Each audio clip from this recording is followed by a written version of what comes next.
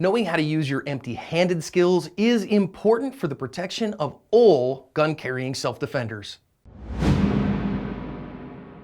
Hi everyone, this is John with today's active self-protection lesson out of Mexico. Here we are going to see a bank police officer who is going to try to fend off an armed attacker.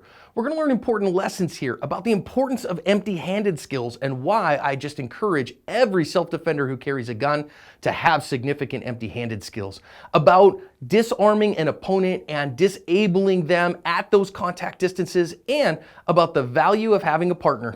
Perp comes in from the top here and is confronted by an officer because he's already assaulted a guy. And when the officer tries to stop him, he pulls a gun on him. Now, as the officer backs away, we see our bad guy take a shot at the officer and actually wounded him very badly here. But you can just see as it pulled in, there was another officer right behind him who shot him, and that was over just that fast. We see it ended the threat because he got him right in the back of the head. Let's go back and think about some lessons out of this one. First of all, the officer has gun in hand already. He knows this is a serious issue.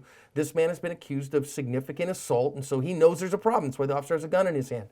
Now, we see our perp pull a gun as well. He's got a gun out, and so our officer has to know at that point that he has a deadly force encounter on his hand. First of all, it's also interesting to see that the bad guy is not intimidated by the officer with a gun in his hand. Presence of a gun doesn't always intimidate significant criminals, and it does not here. Now, as he pulls the gun out, what I want to notice here is look at how close this fight is. This is an entangled gunfight.